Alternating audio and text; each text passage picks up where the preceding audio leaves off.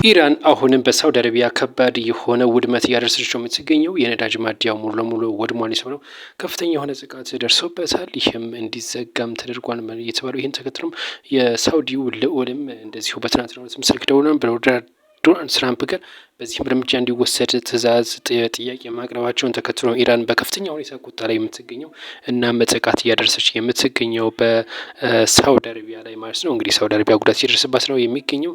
ከዚህ ጋር በተገናኘም ኢራን እንግዲህ ድርድር እንደማትቀበል ነው ይፋ ያደረገችው። በትናንትናው ዕለት ዶናልድ ትራምፕ ከኢራን ከአዲሶቹ መሪዎች ጋር ድርድር ማድረግ እንግዲህ አዳዲሶቹ የኢራን መሪዎች ለድርድር ፈቃደኛ እንዳልሆኑ ነው እየተነገረ የሚገኘው ማለት ነው። ዶናልድ ትራምፕ ግን ጥያቄ ባቀርቡም የኢራን ከፍተኛ የብሔራዊ ደህንነት ምክር ቤት ጸሐፊ ኢላል ረጂን ናቸው ድርድሩን ሙሉ ለሙሉ እንደማይቀበሉ ውድቅም እንዳደረጉት ነው እየተነገረ የሚገኘው። እስራኤል ከዚህ ጋር በተገናኘ ከፍተኛ የሆነ ጥቃት እየደረሰባትም እንደሚገኝ ነው እየተነገረ የሚገኘው ማለት ነው።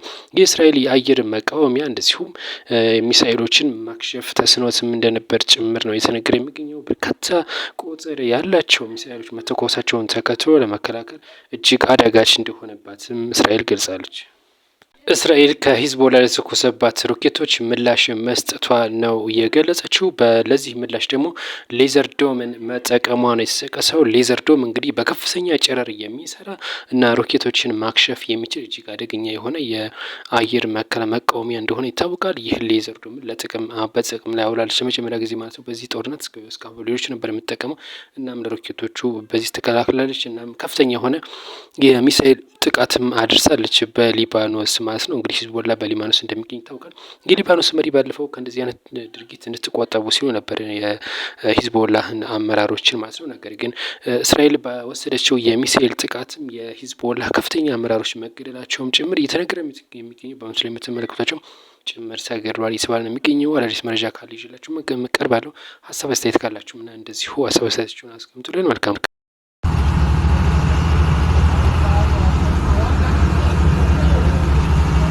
ኢራን አሁንም በሳውዲ አረቢያ ከባድ የሆነ ውድመት እያደረሰች ነው የምትገኘው። የነዳጅ ማደያው ሙሉ ለሙሉ ወድሟል የተባለው ከፍተኛ የሆነ ጥቃት ደርሶበታል። ይህም እንዲዘጋም ተደርጓል የተባለው ይህን ተከትሎም የሳውዲው ልዑልም እንደዚሁ በትናንትናው ዕለት ስልክ ደውለው ዶናልድ ትራምፕ ጋር በዚህም እርምጃ እንዲወሰድ ትዕዛዝ ጥያቄ ማቅረባቸውን ተከትሎ ኢራን በከፍተኛ ሁኔታ ቁጣ ላይ የምትገኘው እናም ጥቃት እያደረሰች የምትገኘው በሳውዲ አረቢያ ላይ ማለት ነው። እንግዲህ ሳውዲ አረቢያ ጉዳት ሲደርስባት ነው የሚገኘው። ከዚህ ጋር በተገናኘም ኢራን እንግዲህ ድርድር እንደማትቀበል ነው ይፋ ያደረገችው። በትናንትናው ዕለት ዶናልድ ትራምፕ ከኢራን ከአዲሶቹ መሪዎች ጋር ድርድር ማድረግ እንግዲህ አዳዲሶቹ የኢራን መሪዎች ለድርድር ፈቃደኛ እንዳልሆኑ ነው እየተነገረ የሚገኘው ማለት ነው። ዶናልድ ትራምፕ ግን ጥያቄ ባቀርቡም የኢራን ከፍተኛ የብሔራዊ ደህንነት ምክር ቤት ጸሐፊ ኢላል ረጂን ናቸው ድርድሩን ሙሉ ለሙሉ እንደማይቀበሉ ውድቅም እንዳደረጉት ነው እየተነገረ የሚገኘው። እስራኤል ከዚህ ጋር በተገናኘ ከፍተኛ የሆነ ጥቃት እየደረሰባትም እንደሚገኝ ነው እየተነገረ የሚገኘው ማለት ነው። የእስራኤል የአየር መቃወሚያ እንደዚሁም ሚሳኤሎችን ማክሸፍ ተስኖትም እንደነበር ጭምር ነው እየተነገረ የሚገኘው። በርካታ ቁጥር ያላቸው ሚሳኤሎች መተኮሳቸውን ተከትሎ ለመከላከል እጅግ አዳጋች እንደሆነባትም እስራኤል ገልጻለች። የሀገር ባለውለታ የሆኑ አትሌቶች ድጋፍ ተደርጎላቸዋል። በዚህም ድጋፍ በርካቶች እንዲጠቀሙም ጭምር ነው የተነገረው። በድጋፉም እስከ 10 ሚሊዮን ብርም የተሸለማቸው እንዳሉ ነው የተነገረው።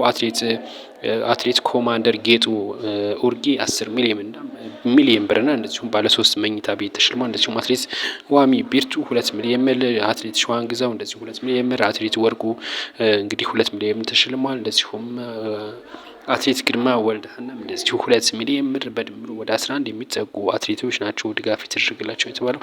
በዚህ ድጋፍም እንግዲህ ብዙዎች የቤት ባለቤት ሆነዋል ነው የተባለው። እንግዲህ ይህንን ድጋፍ ያደረገችው ከንቲባ አዳነች አቤቤ ነች፣ የአዲስ አበባ ከተማ ከንቲባ። ዶናልድ ትራምፕ ጦርነቱን አስመልክቶ ከዴሊ ሜል ጋር በነበራቸው ቆይታ ይህ ጦርነት በቶሎ የሚጠናቀቅ አይደለም፣ ቢያንስ ወርን ሊፈጅ ይችላል ሲሉ ተናግሯል የተባለው። 1 ወር እንደሚፈጅም ጭምር ነው ያስገነዘቡት ማለት ነው። ኢራን ትልቅ አገር ነች፣ እንደሌላው ቶሎ የምንቋጨው ሳይሆን ቢያንስ ወራት ወይም 1 ወር ሊፈጅብን ይችላል ሲሉ መናገራቸው ምናልባትም ይህ ጦርነት እጅግ ውስብስብ ጦርነት ሊሆን እንደሚችልም ጭምር ነው ለዴይሊ ሜል በነበራቸው ቆይታ የገለጹት ማለት ነው። በኢራን እንግዲህ በርካታ ሚሳይሎች እንዳሉ ይታወቃል። እነዛን በሙሉ ለማጥፋትም በርካታ እንግዲህ የአየር ድብደባዎች ስለሚያስፈልጉ ለዛ ነው እንግዲህ ወር ይፈጃል ሲሉ ዶናልድ ትራምፕ የገለጹት። በአዲስ አበባና እንደዚሁም ደግሞ በተለያዩ ክልሎች የቀጠለው የነዳጅ እጥረት አሁንም በስፋት እየቀጠለ እንደሆነ የተነገረው። አዲስ አበባን ጨምሮ በተለያዩ ክልሎች ነው ይህ እጥረት ተባብሶ ያለው ነው የተባለው። የተለያዩ የነዳጅ ማደያዎችም ነዳጅ የለንም የሚል ጽሁፍ እየለጠፉ እንዳለ ነው የሚገኘው ማለት ነው። ናፍጣና ቤንዚን በተለይ እጥረት አጋጥሞ ነው የተባለው። በተለይ ወሩ መጨረሻ አካባቢ ላይ ይህ ነገር እንደሚከሰት ይታወቃል። ነገር ግን ያሁኑ ተባብሷል ነው እየተባለ የሚገኘው በተለያዩ ክልል ከተሞች እንደዚሁም ደግሞ በሁሉም ቦታዎች ላይ እንደዚህ ያለ እጥረት እንዳጋጠመ ጭምር እየተነገረ የሚገኘው።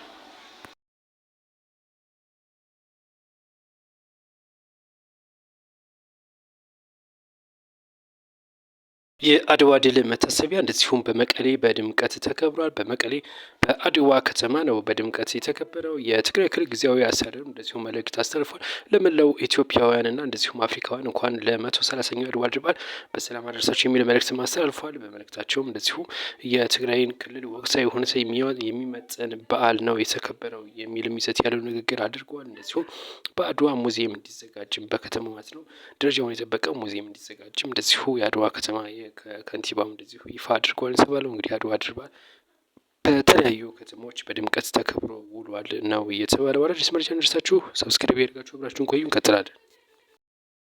የአድዋ ድል በዓል በአዲስ አበባ በድምቀት ተከብሯል። በአድዋ ድል መታሰቢያ ነው ይህ በዓል የተከበረው። ከቀድሞ የሚከበርበት የነበረው በፒያሳ ጊዮርጊስ ነበረ። እንግዲህ ብዛ ባለው በድሮው በሐውልት ነበረ። አሁን ግን እየተከበረ የሚገኘው በአድዋ ድል መታሰቢያ ነው። እንግዲህ ይኸው እንደሚታወቀው እናንተ በዚህ ጉዳይ መሰረት ትችላለች። ነገር ግን ምንም አይነት ድባብ ወይም ድምቀቱ የሚከበረው እዛ ቢሆን ነበር እንላለን እኛ እንደ ሀሳብ ማለት ነው። ነገር ግን እንግዲህ አሁን እንደ አዲስ ተጀምሯል ሁሉ ነገር እና እዛ እየተከበረ ነው የሚገኘው። በድምቀትም እየተከበረ ይገኛል። ፊልድ ማርሻል ብርሃኑ ጁላም እንደዚሁ በዋናነት በዛ ላይ ሲቀነቀን የነበረው ስለ ቀይ ባህር መቆጣጠርና እንደዚሁም ደግሞ ቀይ ባህርን እንዳንይዝ የሚያደርጉንን አካላት እንዋጋለን፣ እንፋለማለን የሚል ይዘት ያላቸው ንግግሮች ሲነገሩ ነበር። ስለ ቀይ ባህርም ሲዘመር ነበር።